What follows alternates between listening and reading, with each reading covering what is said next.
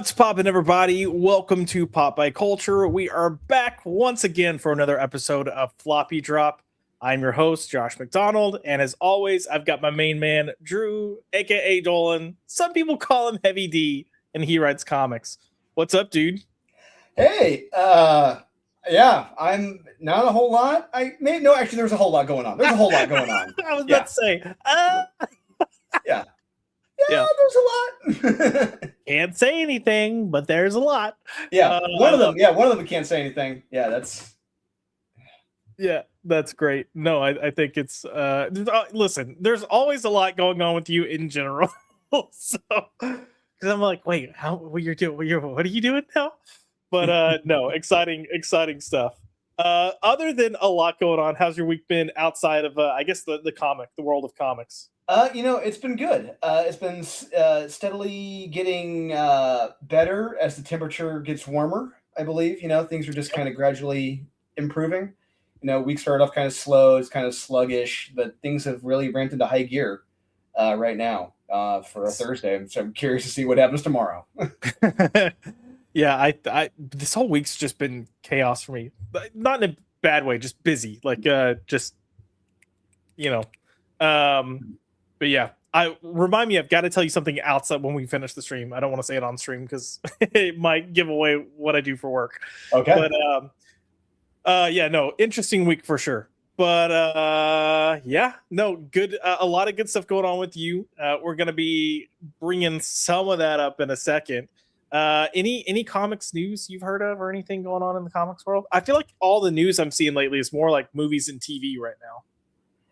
I will say that one, apparently the big Diamond news is that no one's getting anything. They changed from chapter 7 to 11, so no one's getting nothing.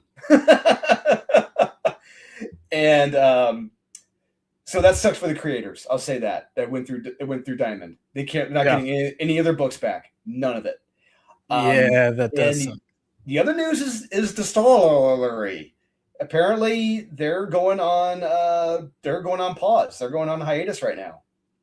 Have they not been on pause? I feel like I haven't seen anything new from them in a while. Maybe I'm just. They've been sporadically putting out a few books here and there, but apparently they put out a message saying like they're going on a break. They're taking a little hiatus. Interesting. Wow. Yes. Real quick, because I saw this, I can't remember, a day or two ago, but have you seen the picture of Jason Momoa as Lobo? Yeah, I saw a high-res version of it. Yeah, it looks pretty good. I know. Look, I'm not excited for that Supergirl movie, but likewise, this looks kind of badass. So I'm excited for this part of the movie. Yeah, look, all I'm going to say is if they show a preview scene of him whistling and the motorcycle comes to him, all right, you got me. I'm there. Yeah, fair. It's just because he's the main man, and he better be treated like the main man. Yeah, I saw this, and I'm not gonna say that I was like, oh man, I'm in, but I was like, listen, as far as this is concerned, this gives me a little hope, at least for Lobo, and if they write the character right, which I feel like I can see Lobo being written correctly. I feel like that'll be whatever scenes he's in, however long he's in the movie. I'm hoping that'll be worth going to see the movie at the very least. So I agree. Yeah, no, saw that and I was like, bro, I gotta start getting back to doing Culture Popped at least like once a month so I can talk about some of these things. Now that things feel like they're picking back up and maybe not sucking, we'll see. But movies and stuff were just bad for a while. But yeah, real quick, I guess going on a different front, because we talked about comics and stuff that you're doing. I do want to remind people you've got Bloody Echoes that is live right now. And let me see if I can pull this up. Yeah, that's correct. Yeah, it's live now for another, I think, as of right now, 9 days. We have 9 or 10 days left. Yep, 9 days left. And we're very close to our goal. And, what, 523? Nope. 563. Listen, don't let me do math. Which, if you know my career, is kind of scary. But yeah, no, I mean, look, we'll get that. You'll get that in no time. 9 days, a little over a week. I still need to go through and back it. But you got a good team of people working on this book with you. Jeff freaking Darrow, the Matrix. Jeff Darrow working on this. Did a cover for us, and Dietrich Smith, Jonathan Glapian, Michaels, with some work by Shelby Robertson. Yeah, we got some great covers here. Heck yeah. Heck yes. Good stuff there. So we've got the link for this pinned in the comment section of the chat. So if you haven't backed it, go back it, go check it out, read about the story.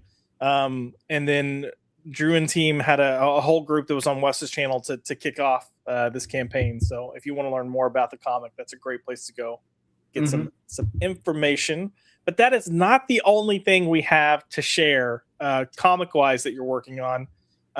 We've got some art that we're going to showcase, and I don't know if you want to start with the cover or the interior pages. Let's do the interior pages first. Let's do the interior page, because that's going to be.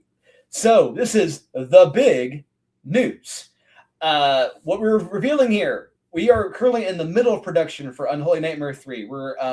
We've got about, I think, 13, 14 pages colored right now of 30 pages. So we're over in Aurelio's hard work, finishing up his pages. So yeah, this is page number 1. These are the pencils for page number 1 of Unholy Nightmare 3. Right here. Wanted to show this off. And so you're going to see the depth of what's going on. You can see the group and stuff going on in the foreground, the middle ground, and the background. Absolutely. And then we've got the inks. So I'm pulling that up. Boom. Right there. Yeah. Got the inks. So you can see a little bit more of the depth. Hell yeah. And then we're going to come in with the colors. And boom. Boom. So this is the game changer right here, boys and girls. We've got a brand new colorist working on the series. This is the gentleman. His name is Oscar, I believe, Gutierrez or Oscar. I'm sorry. Oscar, I forget what his last name is. Oscar Carreno. Sorry, Oscar Carreno. And Carreno. And he worked on Brotherhood of the Wolf with Aurelio. Oh, yeah, nice. And so they both loved working with each other. And Oscar said, "Hey, I want to work with Aurelio again. What do you got?" I'm like, "I've got an Unholy Nightmare." It's like, "All right, I'm doing it." I'm like, okay. Cool. Sweet. End of story. Yeah. So great. Yeah. And you can tell we have stepped the game up. And I've shown others subsequent pages that are colored. I think I've shown you a few more that are colored. And it is a complete night and day difference from the first 2 issues. Yeah, it looks really good. It just pops a little more.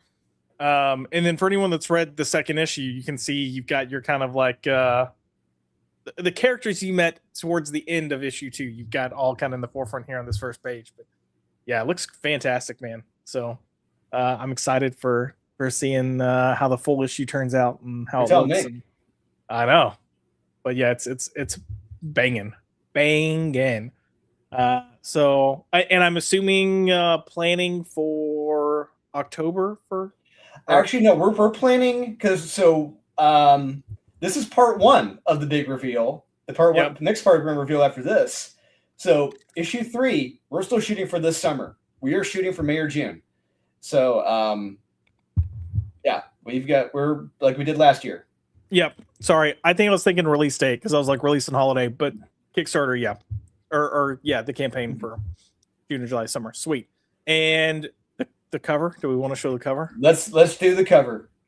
Okay, so first of all, you sent me this, but didn't tell me who it was, and I was like, "Is this so-and-so?" And you're like, "No," and I was like, "Who is it?" And you go, "Shelby Robertson," and I went, "Holy shit!" Because I've only seen, at least knowingly, I've only seen inks that he's done. So seeing him do pencils and then ink his own work, bro, this is insanely good.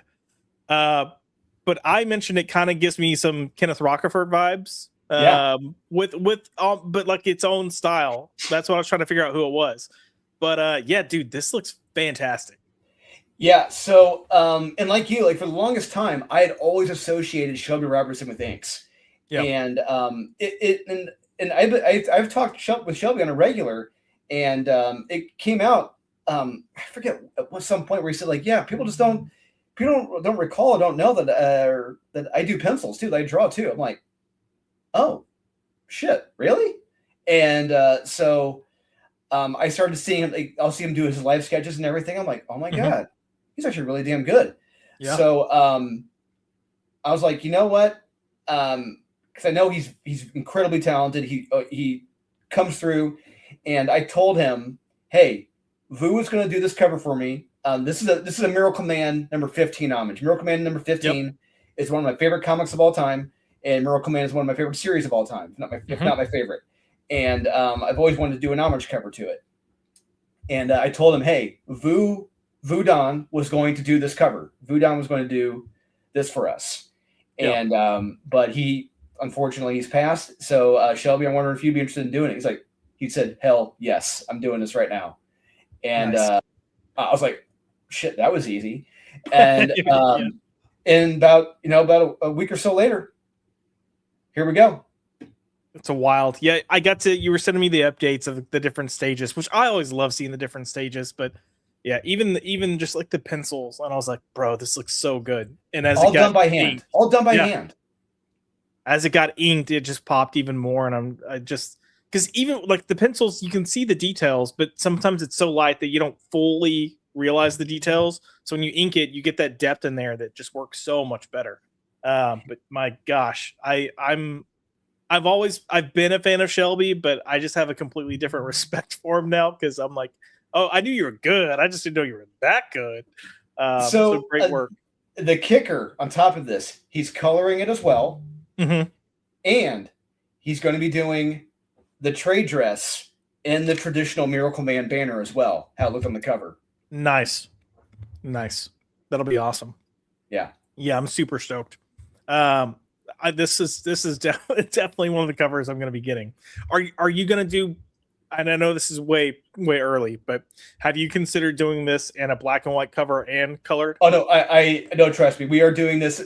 So I think we're going to do two. I'm right now 2 versions. We're going to do the traditional color version with the Miracle Man homage trade dress on it for Unholy Nightmare, and we're going to offer the virgin cover as like this. Sweet. Yeah, I'm stoked. I'm so stoked. Maybe do like a spot blood foil or something on it. I don't know. We'll work out. We'll figure it out. We're crafty. Yeah, indeed. All right, let's go say hello to the chat real quick. I gotta get this picture pulled out, but let's see who all we have here. Ooh. We got KJ Corey coming in with evening. Good evening, sir. Nice to see you as always. We also have Hangry Sasquatch. Welcome back. Happy to have you here. And then this person, I don't know if we know who this is. Lauren Lear. She's is it Norman Mailer? Maybe.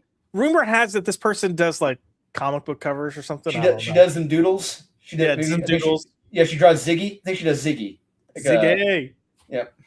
No, just kidding. Leslie, hello. It's nice to see you. For those of you that don't know, Lyrics Lee. Always a pleasure having you here, Leslie. Just a reminder too, we do have that link for Bloody Echoes pinned in the chat. We've got Zeke in the house. What's up, Ezekiel? Evening. Good evening, sir. And Combat Medic, which is I believe Carmine, correct? That is Carmine. What's going on, man? Hey, yeah, go check out Sophie's Treasures, sophiestreasures.com. Absolutely. We have the soyest of all soys in the house, but we got Yasoy Whack coming in. Thumbs up. I love it. I love when Yasoy Whack hops in and has commentaries on our commentary of comics because it's always a good time.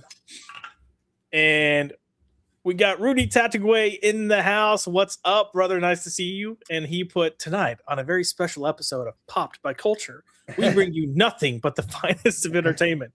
The bad thing is it's the entertainment is often not what it's planned to be, and just me being an idiot. Because as I proved with my math a second ago, or lack thereof. But yeah, what's happening? I guess a whole lot. Just trying to stay busy. We got William in the house. Hey, Josh. Hey, Drew. We missed you. Yes, William. I know. I need to text the group. I was at another location yesterday, and it was very impromptu and last minute. I'll text the group, but I was I was sad. gonna say, if the group has read Miracle Man, if they know Miracle Man, they should be like, hey, this cover looks pretty cool. I think I know Miracle Man. No one's done knowledge of that cover, Miracle Man. We haven't read Miracle Man in our graphic novel group there. I don't know. I don't know if there's easy copy. I don't know if there's copies that you can easily get a hold of right now. Yeah, Marvel has done. They recently did a trade paperback collection of the entire Alamore run. They did an omnibus run. They've done a single trade. Yeah, you can easily get them. Yeah, gotcha. Nice. We'll have to try to throw that on the list. Dave, our LCS owner, he's been mentioning kind of like, hey, if you guys have ideas, throw them out there. I think he gets self-conscious when he picks that if he does something we're not gonna like. I'm like, someone's gonna not like something at some point. But yeah, we've been doing some really fun books, and I love it too because we're reading books that I either haven't read or maybe wouldn't necessarily pick up that I've enjoyed kind of dipping my toes into. I've got a whole bookcase right over here of indies I can recommend for you guys to read. Jeez. Heck yes. We've got Salty in the house, and he Distillery put out some retro sci-fi thing recently that was just okay. Yeah, I missed that one. I feel like I remember they had some one shot that there was one issue and done, but I don't know. Hangry Sasquatch said, I will never buy a Distillery book again. I picked up 3 series and none finished. Oh, what books didn't finish? I don't know. That's a good question. Yeah, I think the one that I was reading that I didn't mind was the Life After Life. I can't remember. Something like that. And yes, I agree. Momoa is a perfect choice for Lobo. Look, when he first got the call from Zack Snyder, he thought it was to play Lobo. So, as we all did. Yeah. And then he found out it was Aquaman and he was like, what? But we're all like, okay. Yeah. I mean, look, those of us that have read comics knew the Aquaman could be kind of cool and badass, but I think it was the fact that anyone not reading comics was thinking of Super Friends. Wait, the guy that talks to dolphins? Hell yeah, the guy that talks to dolphins. Hey, you know what? It was the highest grossing movie of the entire Zack Snyder cinematic universe. It made $2 billion or something. It's ridiculous. Yeah. Hangry Sasquatch put after Fast X, I'm expecting Homo Lobo. I don't think I think if they were going for Homo Lobo, we would have gotten the new 52 version of Lobo. This is one of those characters that I feel like James Gunn could nail. Because he gets to kind of add some of his irreverence and humor naturally, and it'll work. But he's got to also make Lobo a badass. So yes, as long as he can deliver the badass aspect, I think it'll be fine. Salty put Josh works for Indian Space Agency, confirmed. Bad at math. Listen, I was always really good in school. I cannot do math in my head. It just doesn't. I need something to write it down with. I think it's because my mind moves way too fast. But yeah, I should just never ever try to do math in my head while live on a stream. But hey, you have something you can clip now and be like, this idiot. It's that Texas education, guys. We have Grateful Dog in the house. Evening, everyone. Hello, sir. And got some laughs from this comic creator here. I don't know who that person is. And yes, hello, Carmine. Nice to see you as always. And Zach. Oh. The shame. I'm avoiding you. Wait, did you message me and I missed it? I literally have not checked my phone today. Drew texted me earlier today about some stuff and showing the images and stuff, and I got back to him 6:40, just got home. Yep, great, cool. See you in a little bit. But Zax, I was ready to tune in to What's Good Wednesday, but he had some cabinet problems going on. So I'm waiting to see if you post that video. Who knows? But you've been waiting. Hey, I posted an update on YouTube saying we weren't gonna have a Tuesday show. So I don't know. Sorry. But yes. Well, as far as what we're going to be doing tonight, we are going to be looking at this week's comic book releases. And Drew, you said it backstage, but this week was not good. It sucked. Yes, this week straight up sucked, and Sucked. it's just one of those weeks where it sucked so much you're desperate to find anything for something that's good, and I found one. I'll say that. That's all I'm going to say. Indeed. Yes, real quick, we had another person pop in, but we got Bama Monts coming in. Hello all. Hello Bama Monts. Nice to see you. Welcome to the Nerdation, the nerd chat. And yes, Zax, I will grab a belt and come help you hammer. Yeah, man, this week, I don't know. I wasn't fully aware of what was coming out this week until I started kind of trying to get this stream ready. And then when I was looking through, I was like, man, I was kind of curious, excited about one thing, but I just wasn't looking forward to a lot to begin with. And I was like, well, at least we have, this title and this title. And then even those, which we'll talk about in a second, were just Yeah. So interesting week. But I do want to we're already getting a thumbs down from Yasoi Whack. Bad takes. Got the bad takes. I want to kick things off with DC because I have a lot to say about a certain book, and we're just going to say the cash grab that it is. And I'm talking about DC KO Boss Battle, and oh my God, did this piss me off. So what I'm going to say before we get started. Yeah. I am very familiar with writing IPs. Yeah. I have had the privilege of writing Red Sonja and Vampirella, and Red Sonja a few times. And one thing I will say before getting into this comic, rights holders do not like to see their characters losing fights or looking bad. So I'm going into this knowing no one's winning these fucking fights. no one's winning these fucking fights. And sure enough, that's what happens. Yep. Look, I will even say that I'm right there with you. I came into this knowing no one was going to lose these fights. However, I came in with a certain expectation because of how this was announced at New York Comic Con, about how big of a deal it was going to be, which I guess it is a big deal that you've got all these people partnering together. But this was a wet fart. This was what this.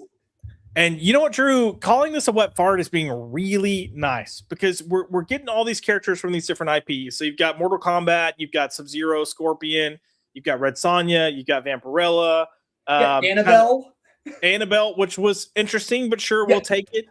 I will say this real quick before we get into it. The best part of this comic, if this whole comic was just centered around the Joker and Annabelle, you got my money. Because that was the best part of this comic, seeing the interaction between Joker and Annabelle. That was the most entertaining part. And here's the okay, so we'll kind of get in the story here, but we're down to the final four for DCKO, and they're going to get in the battle, or they're like getting ready to go into that final battle, and you have oh crap, why can't I think of his name now? Who's the World Forger? Yeah. You've got him coming in, and he's pretty much pulling a lag. Pause, time out. We're not doing this. You guys aren't ready yet. You haven't built up enough like antimatter or whatever the hell they're trying to get here. So we got to essentially do some side missions to get in a better spot, right? Yeah. So they need more power. They got to have power. So because they're taking on the evil versions of themselves, the absolute versions. Yes, I just said that out loud. So they need to build up energy by fighting other people in other multiverses to get that energy built up. Right. And in doing so, they get 4 heroes that get to tag along with them, which I guess. Yeah, I'm like, are you sure? Yeah. I'll say when I saw the roster, I was like, man, okay, this is interesting.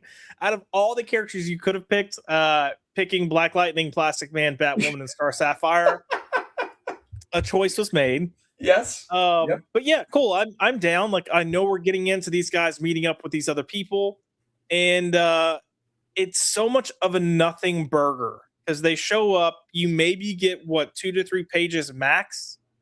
Yeah, well, I would say at least with one of them, with Lex Luthor and the murdering teddy bear guy. Oh, or yep. chick, whatever. That's literally 2 pages, 3 pages. Yeah. That's it for that one. Yeah. All of these. So, we've got, which this one didn't make sense to me at all because you have Black Lightning and Plastic Man. Yep. So not even any of our final four showing up in Mortal Kombat to fight Sub-Zero, and eventually Scorpion steps in. And you get like a few kind of like, I mean, we get the tease, and then later on we'll get a page or two of them actually fighting. And then before there's ever an end to any of these fights, all of our heroes get pulled back to the realm, Earth, wherever they are, for DCKO. So none of these actually feel complete or full. And then I'm okay with there not being a winner. Like, I'm okay if we got to just see these characters, go toe to toe. But I kind of wish at this point it would have been another month of like tie-ins. And I know people are going to go like, oh my God. But if we had another battle month and you had Wonder Woman fighting Red Sonja for a full issue, that could have been cool. Uh-huh.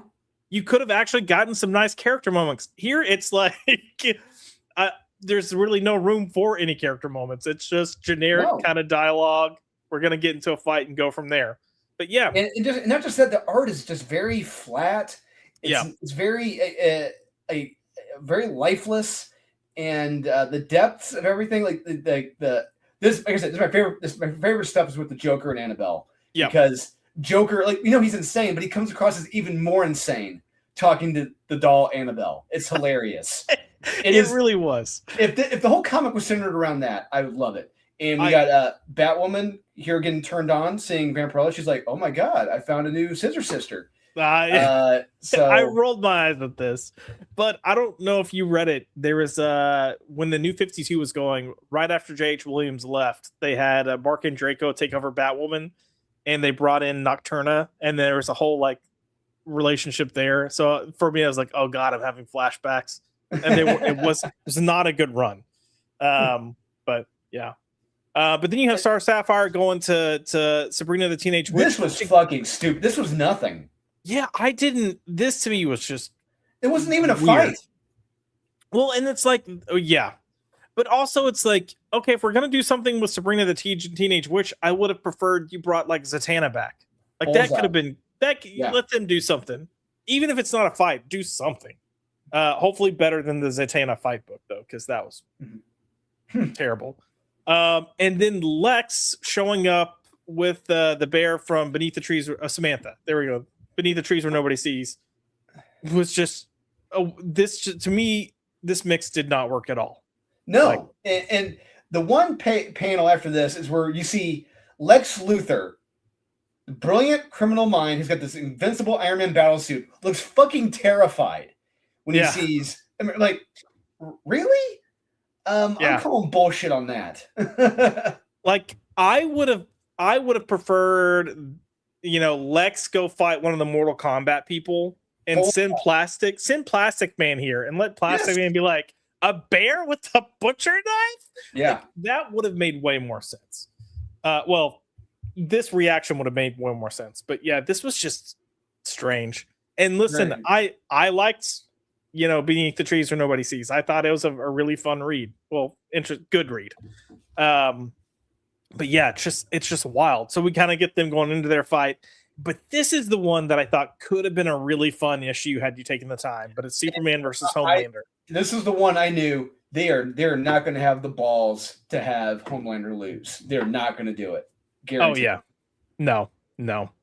And again, I would have been fine with that. But you don't get to see these things. So if we're not going to get a winner, which I did not expect, but if we're not going to get a winner, then I at least want to be able to enjoy the interaction with these characters, these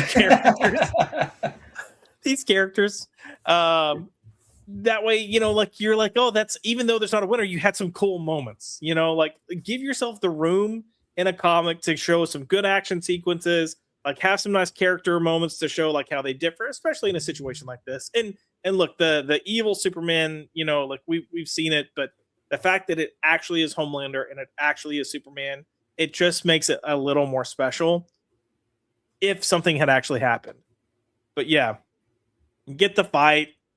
I guess what you can call a fight of each of these, and then you're gonna see kind of like roughly how they end, because none of them actually end definitively. And then they all get teleported back. But I don't know, man. To me, this was nothing more than a cash grab, and I'm okay with cash grabs, even if you had individual issues with these characters going against each other. I think people still would have said, "Oh, it's a cash grab," but you would have actually had something to walk away from with this, and I didn't feel like there's much to walk away from. No, there's Like, there's too much going on in this, and it doesn't work. Nope. So this was a bummer, because I had been interested in seeing how these characters were going to come into play. Because again, October of last year, this got announced. So for 5 months now, we've been like kind of getting amped for this moment potentially, and it's all one issue, very brief, very quick, and then I love this. This, like I said, this is the best part of the whole comic. Joker interacting with Annabelle. Yep, because it's all such a one-sided conversation. Yes. Yeah, this was to me the only good part, and then it gets weird because they all end up falling into each other's like area. I don't know what was going on, but sure, nothing matters. Yeah. So, not a well-rounded story, not necessarily the best art. Things just kind of happen for the sake of happening. We get to this point, like, okay, everyone's in here fighting, and then we're just like, yep, we're done, and we're gonna zap them back. And so, like literally, we're like, all right, you spend enough time with these other characters, you're good, and then bye.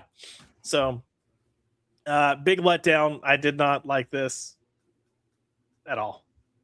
Womp womp. No, it's very disappointing, and all just to set up the next issue. That's all it was. Yeah. And, yeah.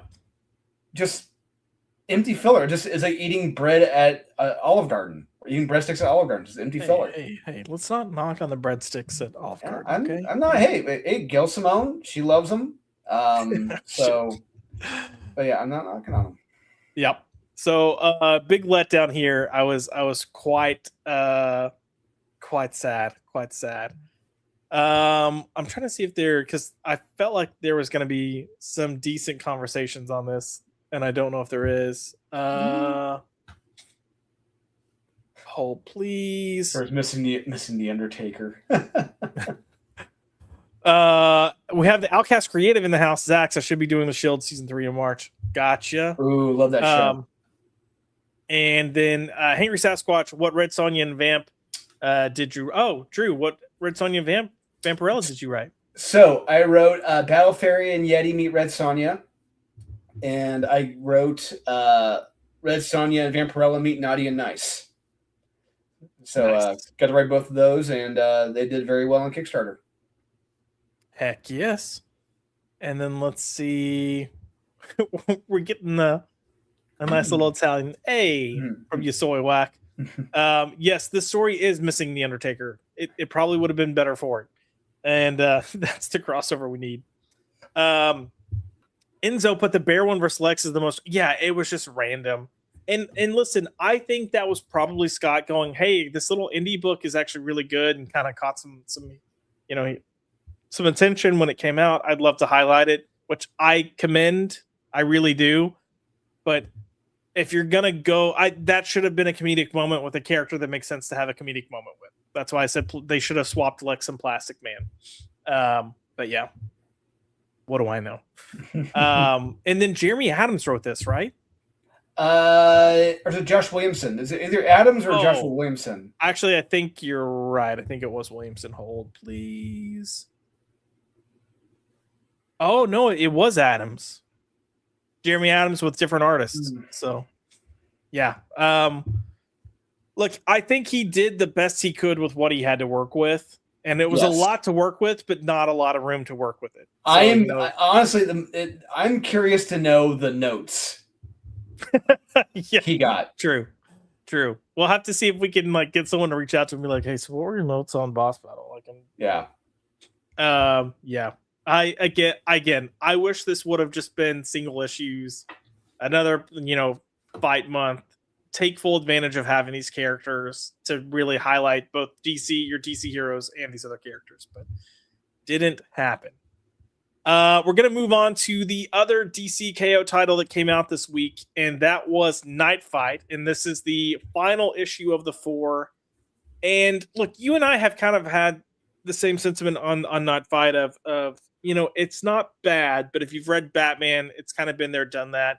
I would say this is the first issue that maybe feels a little not so much like it falls into that category, but at the same time, I still had some issues. I still had quite a few issues with it. But yeah, I see this as another Batman version of For the Man Who Has Everything. Yeah, similar to what they did for Superman with Alan Moore did. And look, it's fine for what it is, and the setup for it at the end, it further shows and proves my point that the rules that they've set up for this KO don't fucking matter. They don't fucking matter at all. But we're in Batman's final, I guess, alternate universe with the final Batman he has to fight, which is Damian. So we've gone through Dick, Jason, Tim, and now we're with Damian. And we saw in the last issue, that last page, Damian was there with his son, which is Bruce's grandson, Alfred. And this issue really leans into the family aspect of the family that Bruce could potentially have if he didn't have to Bruce it up like he does. And I will say I didn't necessarily care for some of the way they made Bruce. Like, Bruce is definitely extreme. But he does embrace his family, his Bat family. We've seen examples of that. But also the willingness, or the what really bothered me were the moments where he's debating on just like giving in and staying in this world because of how nice it is. And I get it, but it's Batman, and he's well aware that this world is not real. And because it's Batman, he would never fully consider it because of that fact alone. And we've seen examples of this. We've seen where Batman's come across the Black Mercy, and it's showing him things or putting him in a mindset where, maybe something could be better. And he's always kind of working to find a way out. So I was fine with him embracing these moments. And that's what I really liked. Like, I loved kind of seeing him as a grandpa here. That's really kind of cool.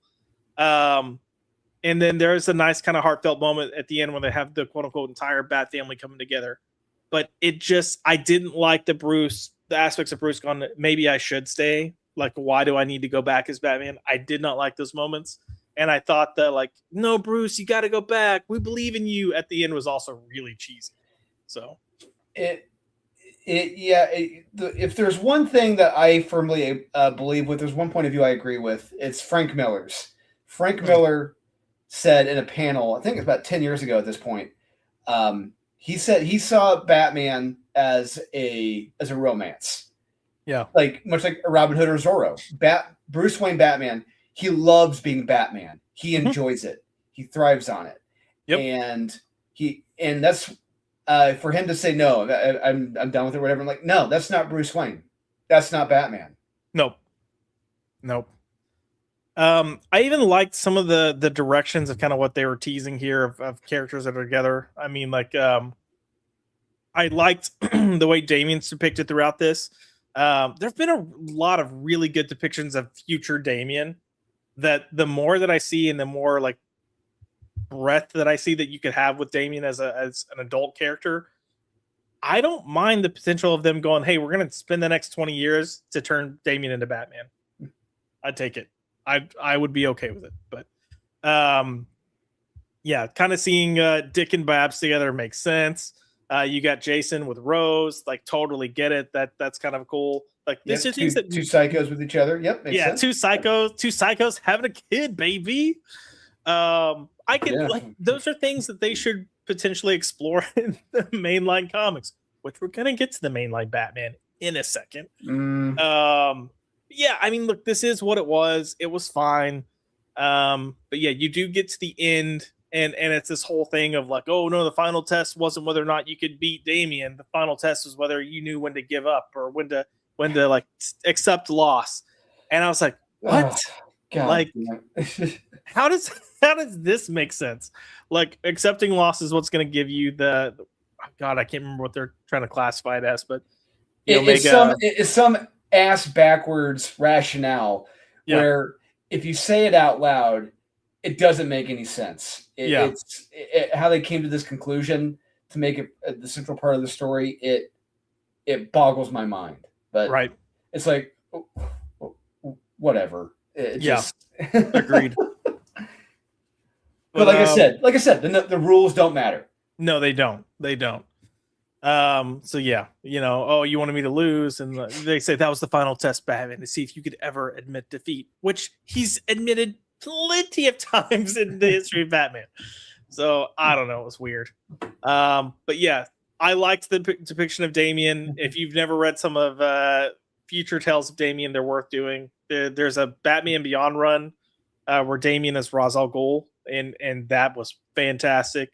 And then you've got future iterations with Damian as Batman and other stories as well, like the Demon Batman almost, and those are good. So check them out.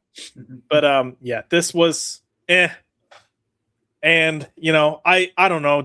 I don't know if we actually needed this. I think they just wanted to do something with Batman, but they felt like to set him up that he's coming back to save the day at the end of probably the end of the fight. That's what it sounds correct. Like. He's going, and I think part of me thinks that they felt like, oh, if we have Batman in the tournament, actually fighting in the tournament, then it's going to be obvious that he's here. So we're going to try to kick him out early and try to make some drama here and do something different with it.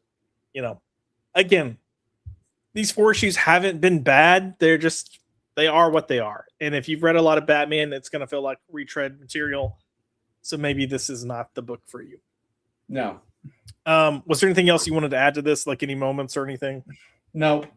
Cool. That's nope. Okay. I'm going to just take a moment before we get into Batman. So first off, I think the first 2 pages of this are just Batman and whatever her name is, Ariana, Doctor, whatever. These static pages of them. Yes. So, one thing I want to talk about. Yeah, I've got so much to say. But I've got a lot too. This is Bruce Wayne and Batman. It's Batman. Yeah. He's got plans. So you mean to tell me he and Damian wouldn't have something set up, established, just in case they were to wind up in the same place at the same time? Like, oh yeah, this is my son. He's dressing up as Damian. He's got a thing for dressing up as Damian. He's hanging out with him, or whatever. They're best friends or something. Yeah. Instead of saying, just driving to the conclusion, oh, yep, he's actually Batman's partner. I'm like, seriously, you gave it up that fast? Are you fucking kidding me right now? Yeah. This is the world's greatest fucking detective? Like, Damian would also be smart enough not to be like, hey, Dad, to Bruce. Not to say it out loud in the fucking roof. Yeah. Yeah. Like, look, Damian is younger. I get it. And he's brash. I get it. But he's smart. He's not stupid. From Jump Street, when we were introduced to him by Grant Morrison, we knew he was a smart aleck, intelligent little shit. Yeah. Insufferable little shit. And here, it's like, no, that's gone. He's written as a clumsy oaf. And it's like, that's not Damian. No. But yeah, we kick things off with this page of these two. So the end of the last issue was Damian seeing Bruce and going, Dad, and then she overheard, and it was like, okay, crap. Here we go. But this first page is just the static, no conversation. We're sitting here, which I get. It's meant to be a comedic beat. Fine. It's supposed to be cute. Cutesy wootsy. In certain situations, I would enjoy this, but I hate these two characters together because Bruce doesn't act like Bruce when he's with her. Even as like Playboy Bruce, he just doesn't act like that. And then I find her obnoxious. Yeah, she's an obnoxious bitch. I mean, yeah, insufferable. But they're doing she's written how Damian was written originally. Yeah, it's like that's how Damian was back in the day, back when he had balls. But they're pulling we don't have to talk about it. And he was like, oh no, I think we should talk about it. And she's like, oh, I mean, your parenting decisions are your decisions. So right away, I'm rolling my eyes at this panel, but they're going back and forth. And then she pulls it like, yeah, if you want your kid to run around with Batman, like that's fine. But I don't know why you're worried. The only people that know are me, you, and Robin, that you're Robin's dad. Who's he going to tell Batman? Is Batman going to come beat us up? And I'm like, I don't know if you're trying to be cheeky or if you really haven't put two and two together that like clearly Bruce is Batman. But okay. So anyways, they chat and then Bruce is like, all right, cool, I'm good. And then bails, which was just random and weird. Now, yeah, why was there a random box right there? Is there something I missed? I don't. Well, that was from the last issue. He gave her that box for research or funding or whatever. But it's the thing that the chick with the knife, the samurai chick that had the knife, like she went to stab her, but it hit the box and didn't go through. Oh, okay. I saw that. I'm like, why the fuck is there a random box right there? Okay, it's a wedding. It's an engagement ring. No, I'm kidding. It's Gwyneth Paltrow's head. Oh God, what's in the box? What's in the box? It's made out of some material that I guess is supposed to be really rare and expensive. It's unobtainium. Yeah. Yeah, that you know what? I'm sure that's what it was. You know, with that Planet of Blue people. So we move on to this scene, and this is another scene. I don't get this at all. I don't understand this. I hated this scene because Bruce would never. I mean, look, Bruce has been stern with Damian plenty of times, but Bruce would never talk to Damian in this way. Yes, like it jumps from 0 to 11, like this. I'm just like, yeah, what? Whoa, holy shit! Like, you can tell Damian's already mad about the situation because that's how Damian is. He doesn't like to make mistakes, which he would have never made this mistake. He never would have made that mistake. He's not that stupid. But Matt Fraction is. Bruce comes in and says Damian, and Damian says, I know, Father, so Savior, and he's going to say breath, but Bruce just like punches through a punching bag, which, okay, fine. And then he goes to say breath, but he's like, what the heck's wrong with you? And then you got Bruce going, no, son, you don't know, believe it or not. In fact, science has yet to conceive a device so sophisticated as to calculate the massive sum of things that you don't know, Damian. So smarten up before you get someone killed. And then like, I'm like, what the fuck just happened? Yeah. Like, what are we doing here? Yeah. So that pissed me off because that's just not how Bruce handles any of the Robins, much less his own kid. Yeah. He's probably way more patient with Damian than he should be, but this just felt so off. And then we get into the kind of villain aspects of what's going on here. And I don't know. I thought we were going to maybe get some cool stuff with this new villain. I can't remember what his name is. Kind of pulling people together, but I don't know. As I was reading this, I really just didn't care. And then and then another character acting out of character, because I love Hugo Strange. Yep. And he goes from 0 to 11 like this. Mm-hmm. And I'm just like, whoa, what? Why the fuck is everyone flying off the handle? I have no idea. Yeah, it was strange. Hugo Strange does not fly off the handle like that. No. I mean, he's crazy and he's off his kilter, but this is just weird. No, he's calm, cool, collected. He doesn't do that. Yeah, agreed. Now, okay. I am going to now. One thing I would like for us to try to do for some of these books is to say what we would have done to improve them, upon them. Yeah. Now, I am going to challenge DC and Matt Fraction that the pages we're getting ready to get to with Harvey Bullock. Mm-hmm. These are the most interesting and best pages of this entire book, with Harvey Dent, the guy, and the kid who captured Commissioner Vandal Savage. Yeah. So it is by far the most interesting thing. Vandal Savage, tampering with the crime scene. Mm-hmm. It's like, okay, great. And this kid caught it. He's got footage. He's got information. He's going to be hunted. He's going to be wanted by Vandal Savage. If this whole this whole arc was centered around this kid and Batman Bruce Wayne trying to find the kid, keep him safe and on the run from Vandal Savage and the cops because he's got this sensitive information that could ruin him. It's like, you got a fucking awesome story there. Yeah. But that's literally like the D story here. Very much so. Because last time we had, when we saw them, I think last month is when they were going in the police precinct and you had but even the dialogue here I thought was pretty good. The kind of back and forth, like it felt natural. So we'll kind of, oh Lordy, lock up the liquor, old Boilerman's back in town. How you been, Jack? and then he says old, fat, and sober, and he said going around. Like, I Mhm. was like, I enjoyed that. I was like, this banter is great. I would take more of this. And even if you kind of mentioned what you said, like, what if the story was about, Vandal Savage as the commissioner of Gotham Police got caught doing something illegal. There's proof out there. They Mhm. got to find out who it is and who got this video footage. And Mhm. then the hunt was to figure out who this kid is, so Batman could help him protect him. Even if you kept all that and had these elements of with Bullock coming in, and Jack going to Bullock to be like, "Hey, we need help. Yeah, can you help us?" And Bullock is the guy that gets Batman involved. That could Yeah. be some fun dynamics. So, Yeah, and not just that, but it'd be fun. Do like a 13 blocks type hmm, movie, but in the comics where Batman and the kid are on the run from yeah, the police in the city. Like yeah, they're pinned down, they're trying to go from block to block, trying to get to safety to get the information out. And yep, it's like that would be awesome. High agreed. octane, intense, but no, it's the D subplot. Yeah, because you could easily say in that situation, like, "Oh, well, Batman could fight back and probably take these guys out." But yeah, the moment he, you know, puts a distance between him and the kid's life becomes in danger. You Yeah, know, so that could have been a lot of fun.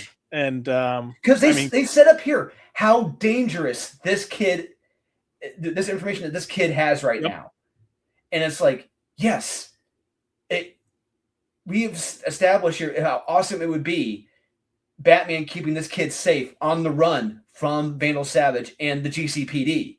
yeah, That would be amazing. I would write the shit out of that, but yeah, we're not getting that. no. I will say I do hate the way they illustrated Harvey here because Yeah, he looks like a cartoon. he looks like a cartoon and he looks like he would like like little boys. He Just looks, throwing them. yeah, he looks like was it Billy Kincaid from Spawn? Yeah. Hi there, little boy. You want some tutti frutti? You Yeah. want some donuts? Come down um, for popsicles. but we do get some more kind of random action going on here, and I'm Yeah, gonna kind of jump. that's a good way to put it. Random action. Yeah. Yeah, This was and fucking stupid. I yeah, couldn't. I'm like, is this woman retarded? Like, literally, I'm not saying that disparagingly. I'm like, is she like yeah. special needs? Is she mentally retarded? I And don't know. Like, who does she does think that? Batman is? I Who don't know, but does who she think does Batman's that? Beetlejuice? Yeah, I don't. I don't know. It's like, oh, if I say his name 3 times, he'll appear. No, Batman's not Beetlejuice. I'm sorry. But for whatever reason, Batman does show up. So okay, I guess. Um, but no, I kind of want to get to the end because after this stuff, which I fine, it is what it is. I ultimately did not care about any of this. I read it and I was like, all right. But at the end, we do get our doctor again. We get to see her. Um, oh yeah, I forgot that Tim's like moving out. Yeah, Okay, because cool. Tim's he's come out to Bruce like, yeah, I want to live with my boyfriend on the docks. Yeah, We're gonna live on the boats. that's right. We're Gonna gonna swab go the with the deck. motion of the ocean. Yeah, Yep, who cares? swabbing the deck with Megan Fitzmartin. Yeah, it's gonna be awesome. This whole I think I need a break from this, from us. I called bullshit on this. Yeah. Tim, Okay, that is that's what I was about to say. So Tim of all listen, of there all was the a reason. yeah. Go ahead. Go Oh ahead. no. You wrote Batman You- News. I'll there let was you do a reason back in the day that it was widely considered that the person that was most suited to take over the mantle of Batman from Bruce out of all the Robins was Tim. And it's because he was the best detective. He was able to view and understand Bruce's mission and backed Bruce's mission the way it was over all the other Robins, like without wanting to change it, and then was viewed by Ra's al Ghul as the rightful heir to the Bat mantle. He wouldn't do this. Like, he's the kid that from day one has been like, no, Batman needs Robin. Like, there needs to be a team here because Batman needs that balance. So the fact that he's like, yeah, I think I need a break from this. This is nothing but New 52 Tim Drake, and I hate it. Not even New 52. This is Megan Fitzmartin. Tim Drake. Yeah. Oh, I can't. This what I mean. All I know, and yeah, Bruce Wayne just accepts it. Bullshit. What they are establishing here, Matt Fraction, is this is a dangerous precedent here. He is treading down a Tom King path. Yep. Right here, where there. I mean, look, I understand you can bend the characters as much as you can, but you just bend them. You don't break them. Yeah. He is bending this fucker, over, Estrada Chocolata, and it's getting ready to snap in half. Yeah. So he needs to be fucking careful because I'm getting ready to jump ship at this point. Well, and here's the thing: is like it's very clear they don't know what to do with Tim, so they're writing him off, which I get it, but he's there in case they ever want to bring him back. But the problem is like Tim Drake is not Tim Drake anymore. They did the whole. I mean, it's canon breaking. They broke Tim Drake. Yeah. And I mentioned the New 52 because the New 52 was such a drastic step away from who we know Tim Drake to be. And it kind of continued that way. And then Rebirth came about. And James Tynion actually did a good job of being like, no, here's Tim. And if you'll remember, the response to that was fantastic. And then over time, we've kind of shifted away from that. And then we made Tim bisexual or gay or whatever you want to call it. And then since then, he has just been a shell of the character or who he's supposed to be. I miss the real Tim Drake, and it just seems weird that they're going to go this route of being like, well, we don't really know what to do, so we're just going to say he doesn't want to do this anymore. Just wild. Well, and manufacturing just being like, well, I know a lot of kids like him who live in Portland, so we're going to make him like one of my Portland neighbor kids. Yeah, because that's what I know. Yeah. Oh gosh. And Tim is. And Tim is. I mean, not Tim. I'm sorry. Damien has every right to be pissed off. Yeah. You can't blame him for that. No. Nope. Yeah. Good. You should be. But then we get the end where our doctor is just kind of loosely talking with one of her patients, sharing details that no doctor would ever actually share. Yeah. Who's in a tank? Yeah. Did I miss something? Do you have an idea of who this is supposed to be? Mr. Freeze. I have no clue. I don't know who the hell this is supposed to be. Tentacle Man. But it looks like it's got painted fingernails. So I'm like, is there a cross-dresser that I can't remember? That was like I'm drawing a blank. Did Lady Shiva have a sex change? I don't know. I don't know. It's a kind of frumpy dad bod man. Is it Ra's al Ghul? Who knows? Who knows? Is this, Grant Morrison's version of cross-dressing Joker? But who knows? Who knows? But I finished this and I was like, okay, I don't know. I'm so turned off on this run that I just don't care. I probably got one more issue left in me, and I'm gonna probably bounce like I did with Chip Zdarsky's after a while. Yeah, but, I mean that's a good way to put it. That's where I'm at right now because after what they did in this issue with the supporting cast and what they're focusing on with the story, this isn't the Batman run I want. No, nope. But hey, in case you're wondering, Rockin' Robbie gave this his pick of the week. For some reason, I'm not surprised. Yeah. All right, we're gonna do one more Batman book real quick, and then or one more DC book, I should say, and then we're gonna check out the comments and then kind of quickly make our way through Marvel as we always do. But Absolute Superman. So we had this issue drop, and we've got the Absolute version of Hawkman here, and we get his backstory. And if you'll remember, we first saw Absolute Hawkman in what was that? I can't remember what that one book was. Oh, it was the Absolute Evil. Is that what it was? Yes, that's right, and that's where he killed Green Arrow. Yeah. But yeah, what did you think of this? I didn't hate it. The origin is interesting. I'll give it that. But the dialogue between Hawkman and the quote unquote Superman, Ultraman, right?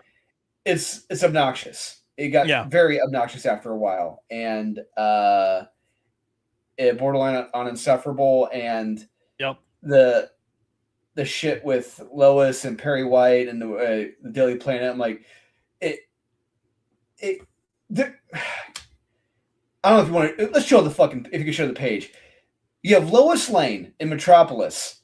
The Daily Planet is in the fucking background, the massive globe. Yeah. She's walking up to a brownstone building, she's like, huh, I thought the Daily Planet was right here. Yeah, here it is. Yeah. It's like, isn't the Daily Planet supposed to be right here? I'm like, are you fucking retarded? It's just it Yeah. it's like, wait, what? Am I reading that right? You read it right. Um yeah, I don't know how I feel about this Perry White either. I don't know. But yeah, there are parts of this I didn't mind, parts of it I just wasn't crazy about. Um I was okay with this depiction of Hawkman, but I'm with you. Some of the dialogue, this whole like, oh no, you better stop right now type of dialogue. I was like, Yeah, you okay, better stop, rookie. Yeah, better stop, yeah, Rook. Rook. yeah. I'm like, That Jesus, got Jason. old. Yeah, I Oh was gonna say God. that got old real quick. Yeah. And I haven't liked Lois in this world since the first time we saw her. So No, so that's is she a spy? Is she a reporter? Is she a spy reporter? What the well, she was military and she wrote reports for the military. Therefore, she's qualified to be a reporter. Come on, man. Just because you can't think on Jason Aaron's level. Yeah. No, Absolute Superman for me is one of those books that's just consistently been a miss. I feel like he did some pseudo interesting things with Brainiac, but I also wasn't crazy about some of that either. Which I guess the interesting thing here is like, Brainiac coming into, was that this where Brainiac goes to Lex's? Yeah, the very Lex Luthor, who's just a country bumpkin. Like, what do you mean? What's going on? So there's a curiosity here that curiosity is, well, I don't know. I don't want to say intrigued, but I'm just curious to see what they do with is this going to make the Lex that we know, or is this going to be a different Lex, or is this a red herring? Who knows? So that was Absolute Superman, I guess. If you've been reading it and you like it, keep reading it. If you're like, I didn't really like it to begin with, then you're probably gonna stick with that. So let's go to the comments. Oh, I didn't realize I had this comment up this whole time. I'm so sorry, y'all. Whoops. Enzo got the Dustin Wynn cover. Jason and Rose, future possibility. Yeah, I'm cool with exploring that in mainline continuity from a character standpoint. But I wonder if the mom is Maya, nobody or flat. Oh, who is the mother of Alfred Wayne? Nobody knows. But either one of those I would be okay with. We do have Kaiser Jose in the house with Sup Nerds. And he put, I missed the KO talk. Nah, bro, you got to go back and watch. When we're done, go watch from the beginning. But we had some. Sorry, bro. We had some thoughts. Hey, Josh, I'll be right back. Yep, no worries. Character regression with Brady Damien. Yep, completely agreed. I'll take a random box. Indeed, depending. And then he goes, I'm cringing right now. Yeah, it's pretty cringe. Soy Whack giving us a thumbs down again because we're just a bunch of chodes with bad opinions. But Bruce was more angry at Damon than all the things the Joker did to him. You're not wrong. Jimenez art's being wasted. Was that? Oh yeah, was that Jimenez or was that? Oh yes. Sorry, I was getting my titles mixed up. Yes, Jimenez art on Batman. Agreed, man. Jorge Jimenez's art has honestly been wasted since. I wasn't crazy about a lot of what James Tynion did, but I feel like his art's been wasted since Tynion. No one has ever recovered from the gay. No one. Soy Waxes. That's cool, bro. No one ever recovers. Look, here's the thing, and this is what bothers me is they literally had meetings. So this wasn't like, oh, we feel like this is a natural progression for the character. They literally had meetings at DC where they sat and discussed saying, well, we need to make one of the Bat characters gay. And one of the people in the meeting brought up, well, we have Kate Kane and she's a lesbian. They're like, no, but we feel like we need to have a guy that's gay. And then they started debating on which character they should turn gay. And they were like, well, Tim would probably cause, the less fuss. And man, were they wrong. Because if you'll remember, they had John and Tim both come out like within a month from each other. So it was not a good time for comics, but Oh, I don't know, man. Uh, Look, DC. There's a lot of good stuff going on at DC, and then there's also a lot of just slop that's still going on at DC. Um, so yeah, but let's go ahead and get on to Marvel real quick. And Drew, we're going to start with a book that you read that I did not read because I thought this was going to be just the worst. So I was like, I'm not even wasting my time. And sure enough, I probably should have read this because you have positive things to say about Planet of the Apes, Meet the Fantastic Four. Yeah. So I was shocked. But so real quick, I'm make no qualms about it. I'm a Greg Land fan. I love Greg Land. I don't care if he copies porn stars and for his like go right ahead. You know, Yeah. I don't give a shit. They're beautiful. They sell. They're amazing. They're beautiful. So one thing we've learned is that 9 times out of 10, these IP crossovers that Marvel's been doing suck ass. And on a very, very, very, very, very rare occasion do they actually work. See Captain America Aliens. This I had no hopes for. But it got to the end of the day. I'm like, everything sucked. I'm like, God, there's got to be something that's good. So I gave this a shot. And lo and behold, I was shocked by how much fun I had reading this. Nice. So, yeah, we open with the Fantastic Four. They're in the land of Planet of the Apes, and they are depowered.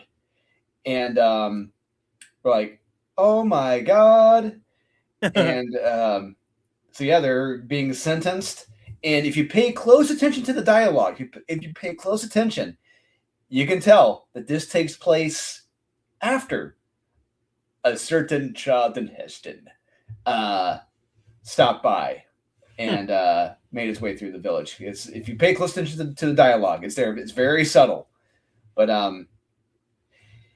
yeah, and they're being sentenced, for being human and being dangerous and being able to talk.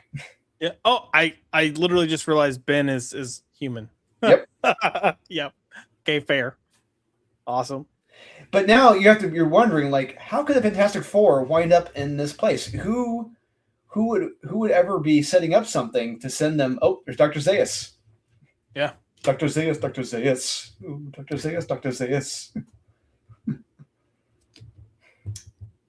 And Johnny being, Johnny just be like, hey, I got this. Court of Parliamentary Procedure. Yes, I got this here, Reed. Don't worry.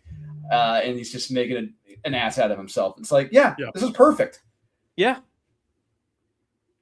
I mean, it feels like the Fantastic Four to me. So yeah. So I real quick, we see the writer and artist up there. So I think it said Josh Trujillo wrote this. Yep. I'm not too familiar with Josh Trujillo. I'm not sure what all he's written, but he did a solid job here. So Josh Trujillo did the Blue Beetle book for a while. Jesus. Oh yeah. God. Oh God. Oh man. Yeah. And shoot, what else did he do? Hold please. Yeah, the Blue Beetle Graduation Day. Oof. He was that writer. Oof. Yeah, indeed. That's why I was like, oh God, that's shocking.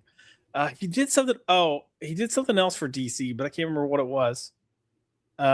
He's part of some of the DC Pride books, but he did something else. I'll have to go look it up. But yeah, Blue Beetle is automatically the first thing I think of, and it was not good. Now, the one thing there's one qualm I have with this is that if you look at they set up up there in the credits, like the Fantastic Four and the Planet of the Apes, and it says it's an unknown planet. I'm like, rip. Wait a second.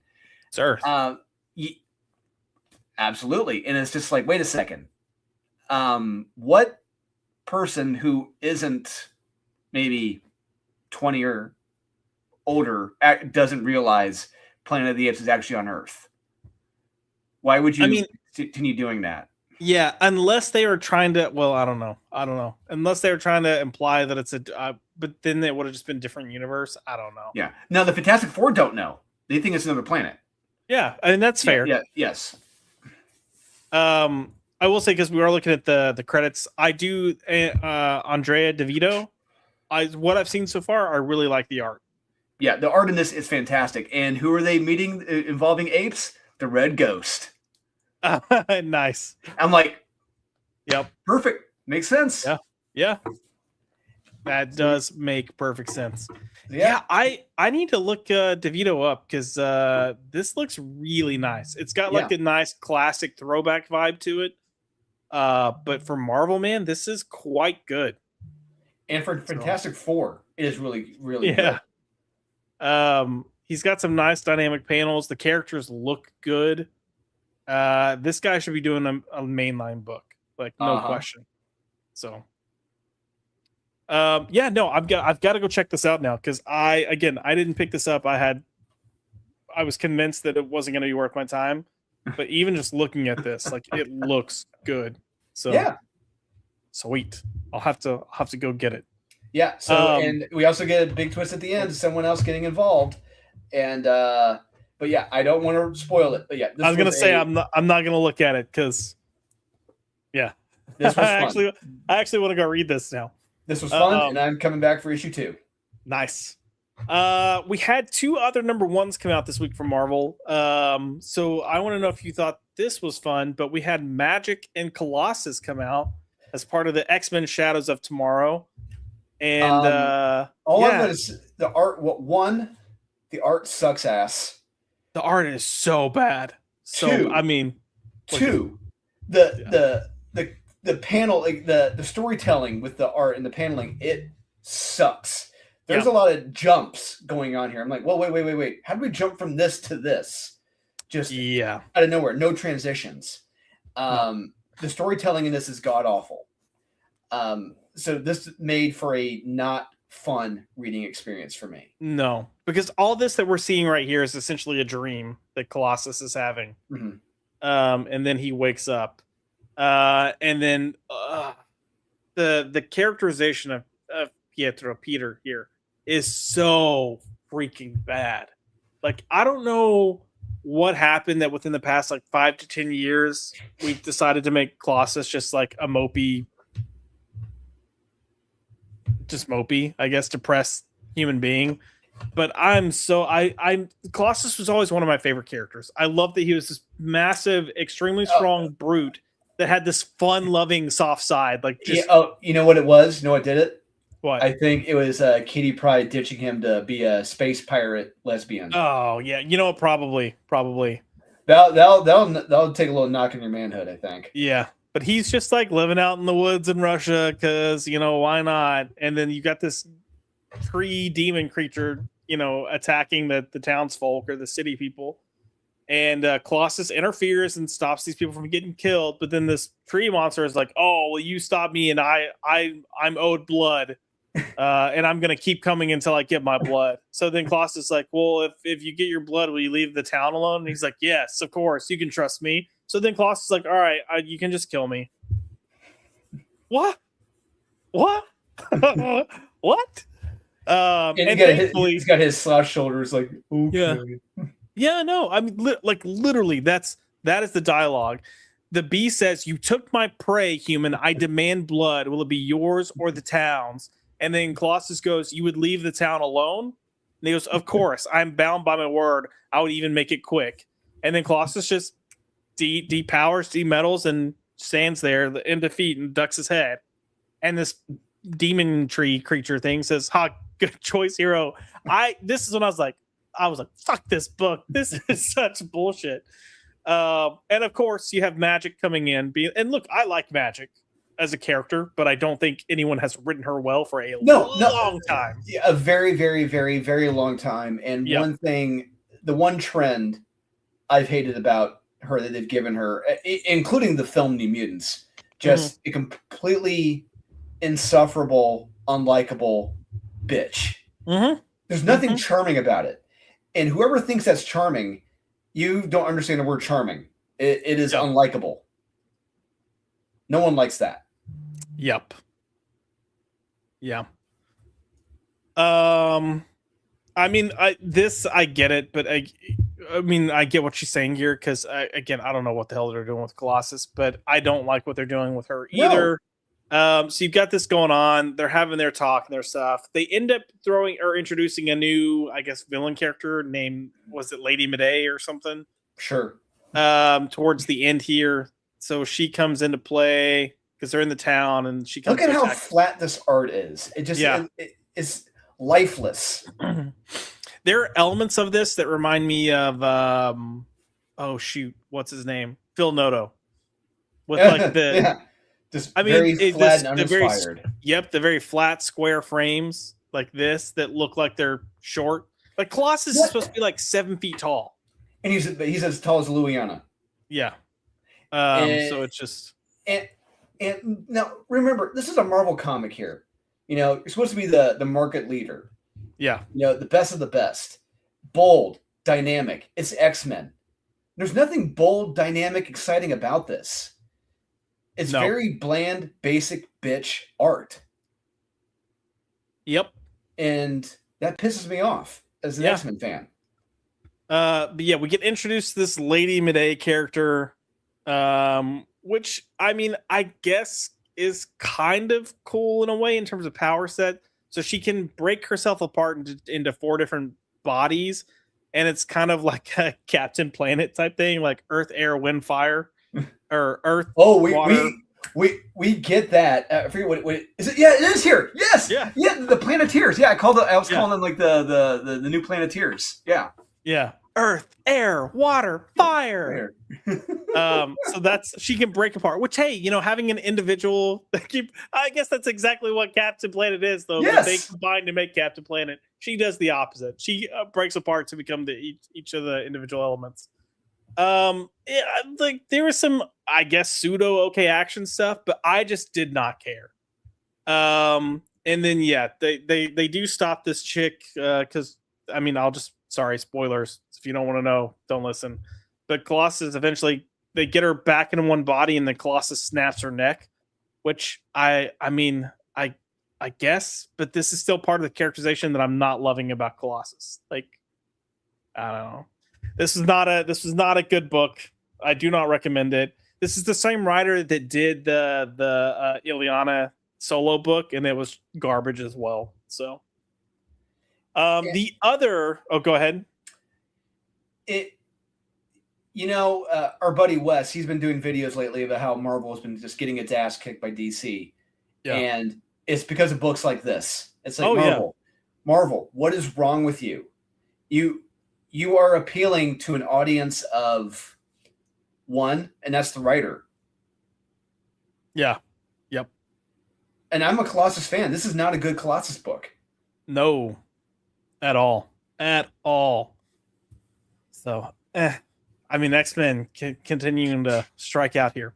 Yeah. Speaking of X-Men striking out, we have a new Storm book, which is a continuation of the previous Storm book, but before it got interrupted by Age of Revelation, or whatever the hell it was. But now that's done. So instead of just continuing the main title, we're just going to start a new title.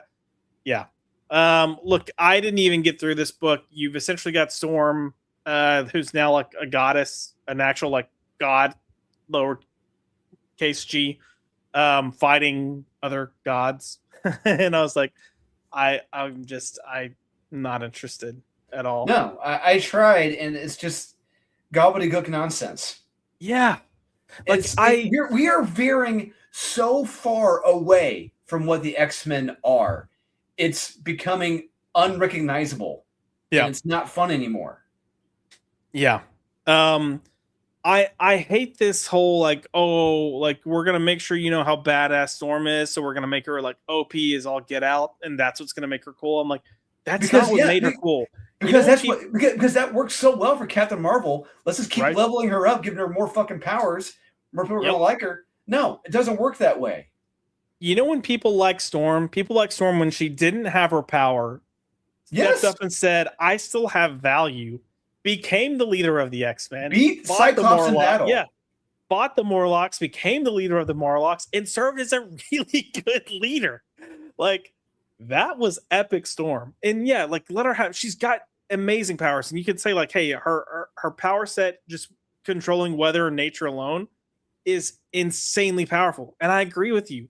But to keep trying to make it OP, I'm like, you are doing this character a disservice. And you know what's great? It's like I love. It's just I go all the way back to Giant Size X-Men #1 when we're introduced to Storm, and like the first thing that Xavier says to her, "You're not a goddess. Yeah, you're not. You are a mutant." And it just this goes a counter to everything Xavier has set up, telling her the truth about her. It just this is BS. Yep, I concur. So yeah, I don't have much hope for this book. I don't know why we're deciding to show a guy taking a because it's funny. Yeah, taking a shit. It's anyway. Funny. Ha ha ha ha ha ha. Yeah, hate it. It's not worth your time. Sorry. I love Storm. It's not worth your time. We've got one more X-Men book, and it is Uncanny X-Men, Gail Simone. We're starting a new arc here. So this is Where the Monsters Dwell, Part 1. And hold just 1 second. So we're kind of cutting between the X-Men story and the Rawhide Kid story. I don't know why we're doing that. One word to sum up this book: unfucking believable.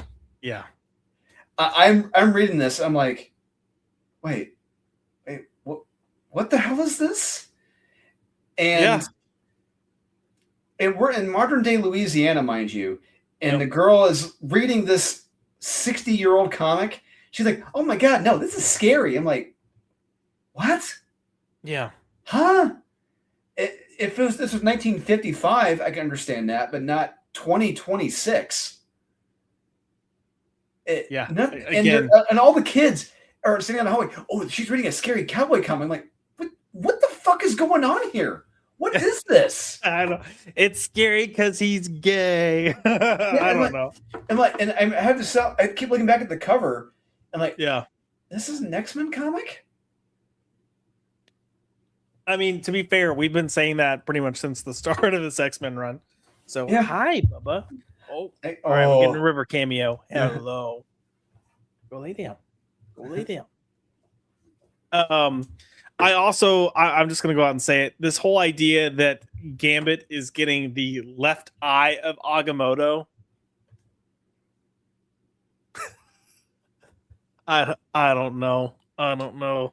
Can we just let's skip all this shit. Let's just go back to the very beginning with Gambit, that he was a clone of Mr. Sinister and he was trying to invade the X-Men. Let's just go back to that. Yeah. Please. Yeah. Yeah, this whole thing, this whole issue is weird. For the start of an arc, I really didn't know what they were trying to do. It did not work for me at all. You got further than I did. I as soon as I saw like the other kids, like, oh my gosh, she's freaking out. She's reading a scary cowboy comic. I'm like, what fucking world is this?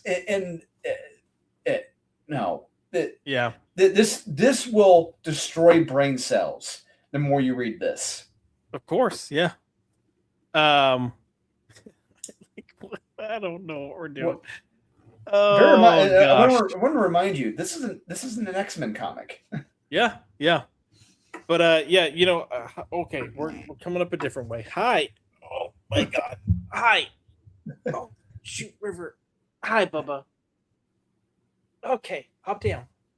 Good Lord. It's like 70 pounds right on my gut. Look, so Agamotto, what Doctor Strange has, in MCU, well, Gambit has the left eye of Agamotto. And the moment I read that, I was like, what the beep are we do? Who approved this? Who said this is a good idea? It's the cockeyed eye of Agamotto. More like, that's what I'm waiting for. I'm waiting for Gail Simone to be like, it was actually a cockeyed eye of Agamotto. Oh my God. Nope. We're gonna keep moving on real quick. Amazing Spider-Man. Look, I've been noping out on this. I've been skimming it just to see if we're gonna try to get back to normalcy. We might potentially almost possibly be getting there. Because I'm just gonna say at the end of this issue, Peter comes back from space. And look, there is something inherently wrong after 60 some odd years of reading Spider-Man comics, seeing Spider-Man Peter Parker hug Norman Osborn. There's something inherently wrong about that. It's like seeing Superman hug Lex Luthor. Agreed. Or Batman hugging the Joker. Yep. It's just it's wrong. It does not belong. Yeah. The art still looks awful. I'd like this just looks so generic and cheap. Flat, generic, cheap, flat. Yeah. Yeah. So the fact that this is the mainline Spider-Man book and this is the art that's on there is, in my opinion, disgraceful. The story's not good though, so I guess why would you waste a good artist on it? But yeah. I'll probably like fully try to check in next week or the next issue now that Peter is back from outer space. But I'm not holding my breath because this whole run's been quite.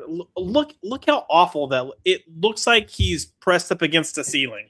No. You want to know what it looks like? Is that it looks like someone took the image of Spider-Man like in Adobe and like flattened it. Just flattened it. Yeah. You're not wrong. It really does. So hey, if you're reading Spider-Man, cool. And then did you read Ultimate Wolverine? I did, and so I also read the main Wolverine comic, which I'm going to say completely skip. Yeah, I didn't bother. This week was a tale of two Wolverines, and this Ultimate Wolverine was actually pretty good. I actually enjoyed this. This book has been rather consistent. We're continuing to have the fallout of what's been going on. So the last time we were here, they melted Colossus. Jean Grey melted Colossus Phoenix. Now they're going after Ileana. But on their path to hunt her down, so it's Wolverine, Phoenix, and the Sentinel. On their path to take out Ileana, they kind of run into a foe. And it's a pretty action-packed issue, so I'll give it credit for that. Wolverine being Wolverine, and agreed. I love it. And this is the Wolverine that we're not getting in the main Wolverine series from Saladin Ahmed. Ironically enough, but this is if you're reading Wolverine, this is the one to check out. Agreed. I do want to say they get into a fight with a very specific character. And do we want to show the character design? Because I thought it was actually quite cool. Or sure. No. So they get into a fight. Let me see if I can get there quickly. There's some really brutal stuff that I'm going to try to. Yeah. I mean, good. That's what I wanted. But this. There she is. Yeah. Boom. I thought when I'm coming to Ultimate Books, this is kind of this type of stuff I want to see. Correct. So for me, this worked. I had a good time with this. A lot of action, an intense Wolverine. I was on board, and I'm still enjoying this book. I wish. Likewise. Yeah, I wish we were getting more than what we're gonna end up getting, but alas, it is what it is. So, two more books before we wrap up the night. And Drewski, I'm gonna let you take the lead with both of these, but we've got 2000 AD, and that's continuing the Judge Dredd story. So what are your thoughts on this issue? Once again, beautifully flipping illustrated, and by Mike Perkins. He's finally put up his OA. You can buy his OA now from these issues. Oh, nice. But yeah, so Judge Dredd encounters the kid from the previous issue that we discovered that he met, and he set up this trap for Judge Dredd. Judge Dredd has no clue who he is at all. Judge Dredd doesn't even remember him because, hey, we know what Judge Dredd's been through. He's been through a shit ton. But we see like this kid, he set up all these elaborate traps and set up all these things for Judge Dredd to deal with. And you got the robot judges as well. And you're just waiting for the other shoe to drop with them. Right. Something's going to happen. But no, it seems like they're still on the side with Judge Dredd and the others. But let's just say there's a very explosive ending to this, and I dug it. This art is so damn beautiful. It's good. It's so good. And then again, this has just been a consistent 8-page story within 2000 AD. Yep. And we talked about this last time. The fact that they're able to come in with 8 pages in each issue, make those 8 pages just have so much impact. kudos. That's the quality of 2000 AD. That's going back for the last 50 some odd years, when they had quality storytellers who worked there, like Alan Moore, Garth Ennis, John Wagner. These guys who learned to tell an exciting full story in 8 pages. Yeah. And you're getting that much more in 8 pages than you would in 22 pages from Marvel or DC. Yep. They learned, they know what should be there in an issue, to get you coming back. Yeah. And I think you kind of hit on a key point here. The fact that they're getting 2 to 3 times the amount of story in 8 pages than what Marvel or DC are putting in some of their 20-page comics is just, it lets you know how much you were getting robbed. Yeah. Think about how much action is in these Judge Dredd pages compared to let's say any Brian Michael Bendis comic. Yeah. Yeah.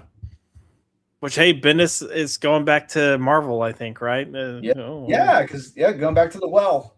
Yeah. And then final thing that we're going to wrap up with tonight is Flash Gordon number 15. And then I didn't realize this, but you mentioned this is Jeremy's last issue here. Yeah, I didn't know this until I got to the end. I read the end credits. And this is Jeremy Adams' fond farewell to Flash Gordon. And so we get the final showdown between the Flashes, and this story comes full circle. This comes all the way back to the Free Comic Book Day issue from over a year ago, I believe. A year, gotcha. 2 years ago. 2 years ago. I'm sorry. Yeah. And we get to see maybe Flash has a second chance at things. So this was a very, very fulfilling issue and a very satisfying ending. And I could be happier if Jeremy were sticking with the book. Yeah. But hey, nothing gold can stay. But he sticks to landing. That's what I was going to say too. Like the fact that Jeremy stepped on and made Flash Gordon a book worth talking about, for me, is already pretty spectacular enough. And when this book first started, that's kind of one of the things we kept talking about was, had you told me a year or two ago that we'd be talking about how good a Flash Gordon book is, I think we all would have been like, what? Yeah, but, I just flashed back to the other big names who had a chance to work on Flash Gordon, like say Garth Ennis, a few others. They never worked. They couldn't crack it. But Jeremy did. He did. And look, that's one of the things that Jeremy's kind of been consistently good with, is taking a character on and going, this naturally makes sense. And there's a progression here, and there's story to explore and character to explore. And he's kind of been doing it time and time again. So happy we got 15 issues with him here. If you didn't read it, I would say get the trades and check it out, because it's worth.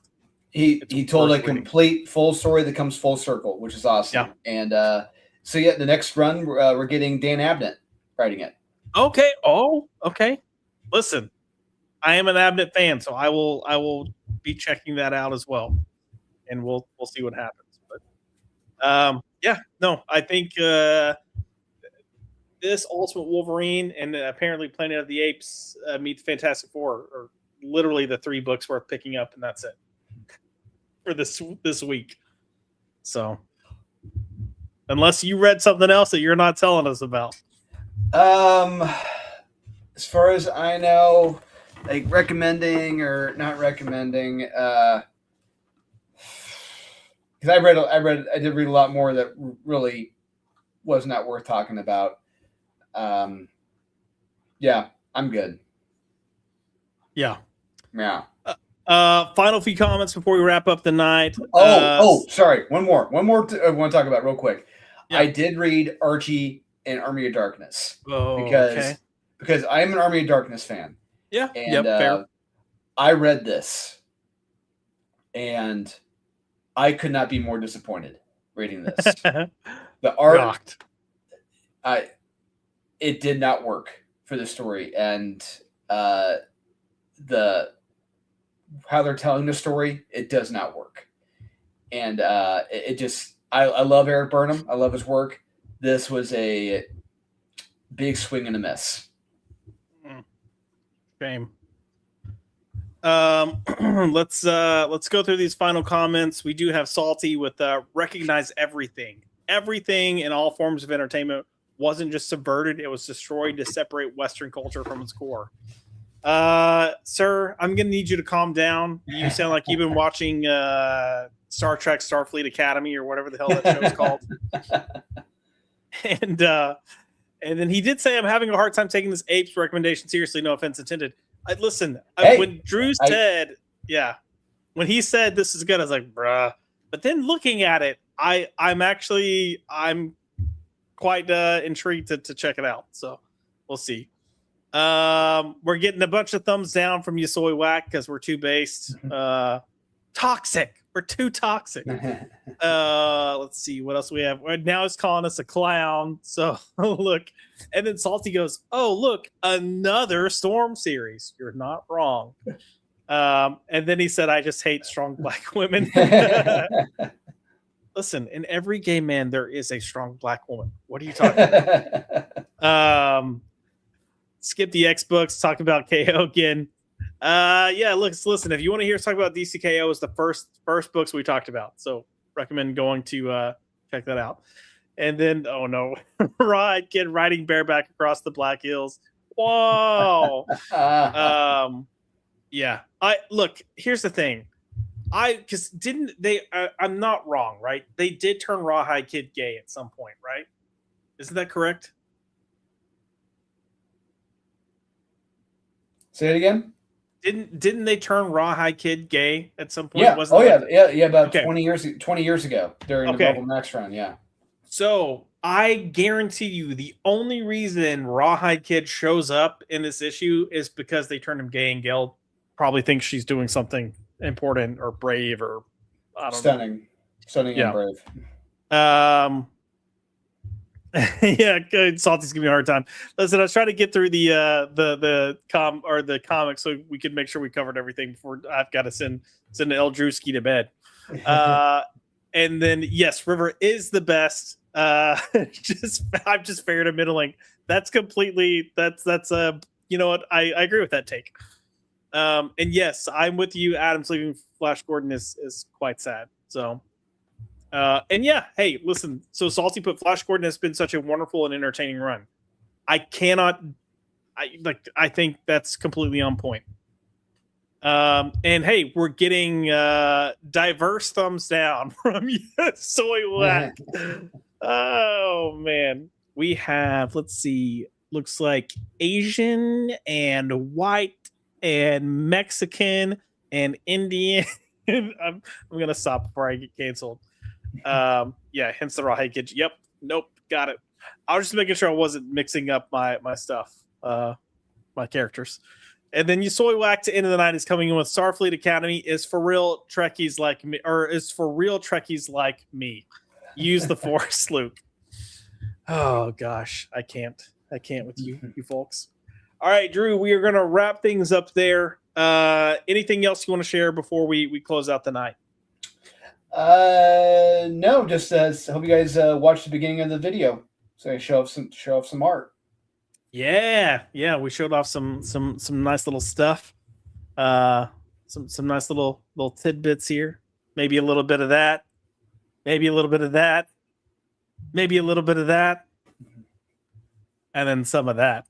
Yeah. But yeah, go back to the beginning when we talked about this because we kind of actually go through and discuss what it is, but it's all fantastic looking work.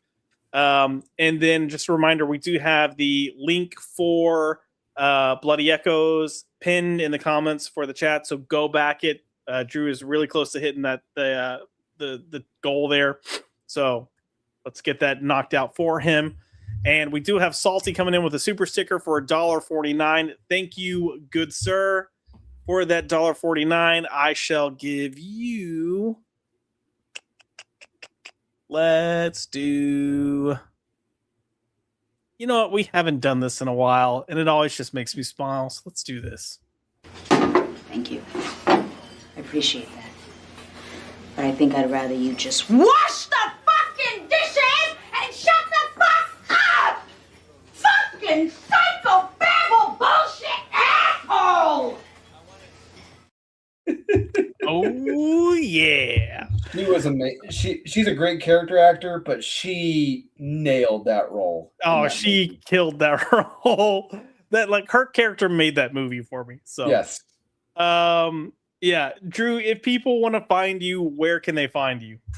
You can find me on Instagram, Dolan_Waddick. You can find me on Facebook, Dolan Waddick, and I'm just posting all my projects and art. That's all I do.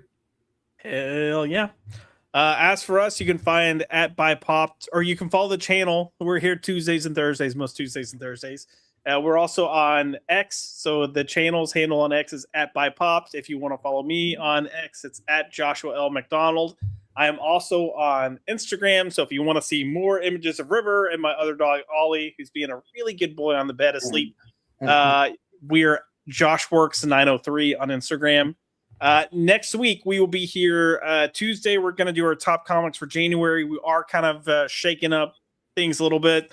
I've been struggling to find positive things to say about a lot of new books to come out, so I'm going to shift.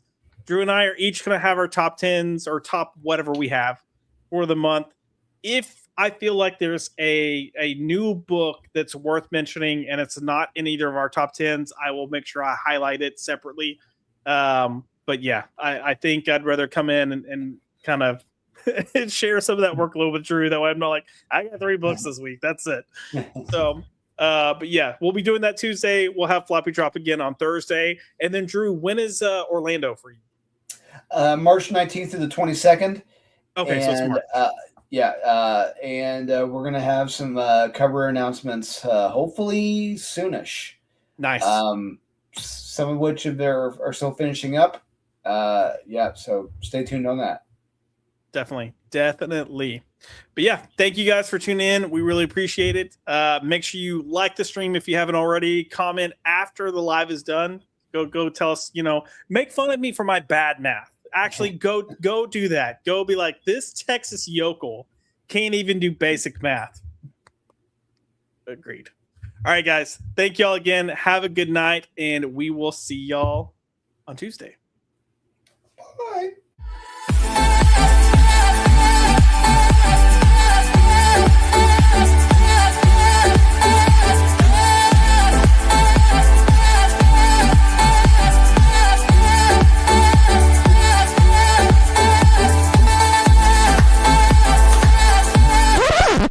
Get the fuck out!